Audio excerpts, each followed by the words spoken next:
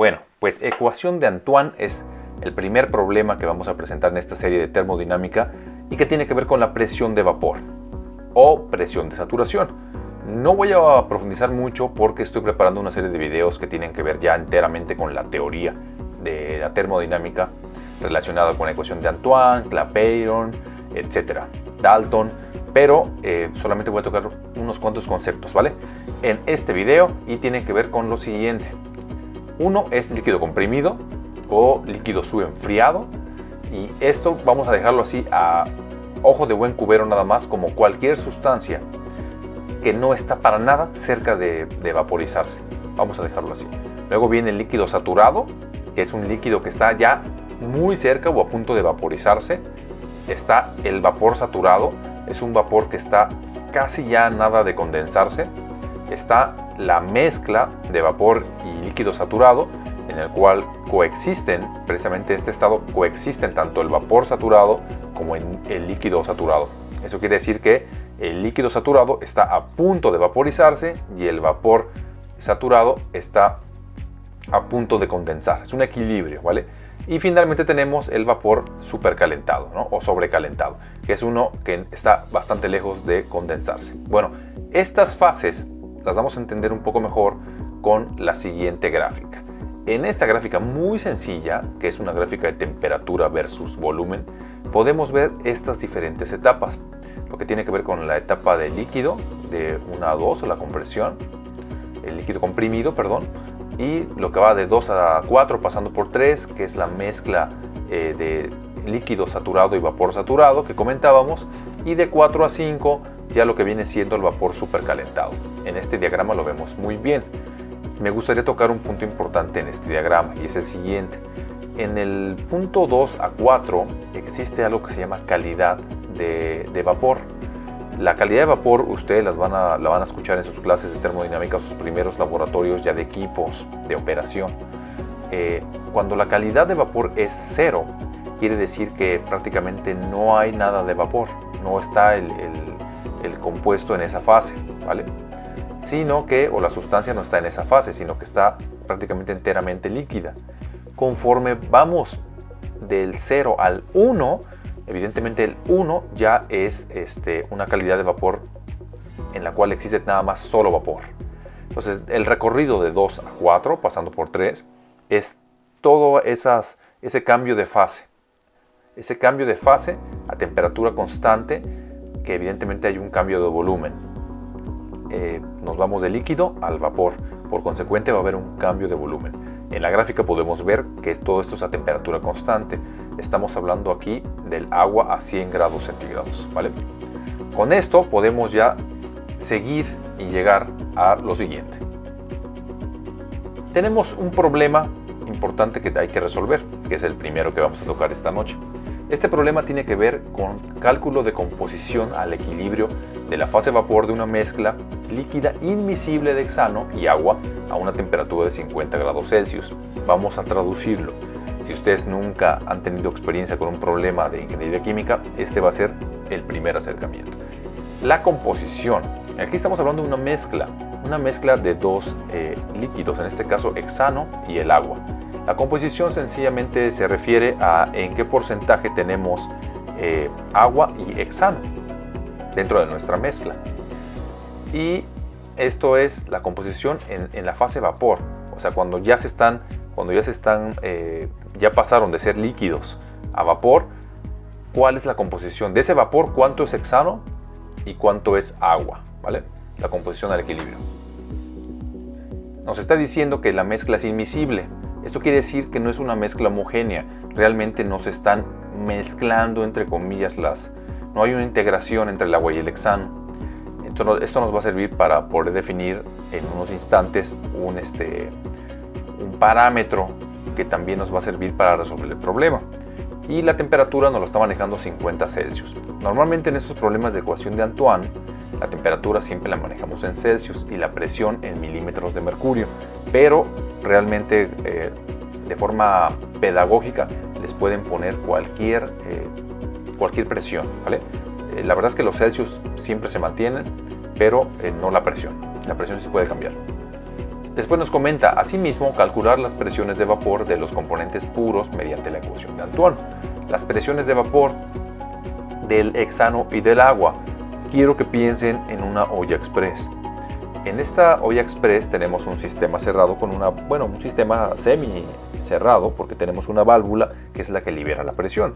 Si ustedes se han puesto a ver las ollas de presión que tengan en casa, ya sean de ustedes o de sus padres o de sus amigos o vecinos o quien sea, se darán cuenta que cuando el agua llega al punto de ebullición y empieza a evaporarse, empieza a generar vapor, genera una presión dentro de la olla. Esta tiene que ser liberada mediante la válvula de desahogo, de desfogue, porque de otra manera pues puede salir volando la tapa de la olla. ¡No puedo abrirlo! Vamos a cambiar estrategia. Esto es lo que estamos ahorita analizando nosotros. Queremos saber cuál es la presión del vapor de cada una de las especies. Ambos compuestos se van a empezar a evaporar. Sin embargo, ambos van a formar una mezcla de vapor y esta va a empezar a ejercer una presión sobre el líquido. Eso es la famosísima presión de vapor. Evidentemente, al calentar nuestra mezcla, la temperatura va a aumentar. Sabemos que la temperatura es el promedio de las energías cinéticas de cada una de las moléculas comprendidas en nuestro líquido, en este caso.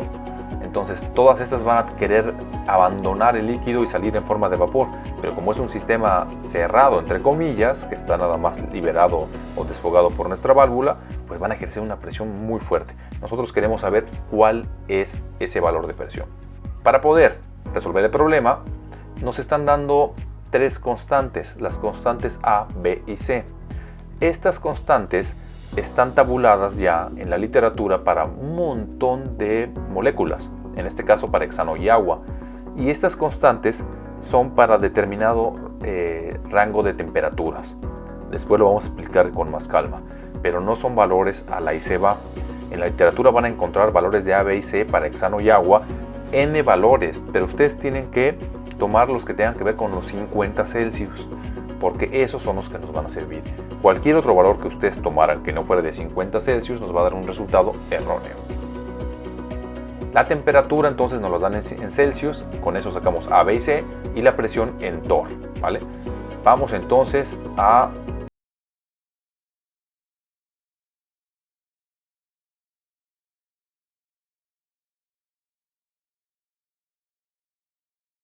lo pueden encontrar, es igual a menos el cociente de B entre T más C.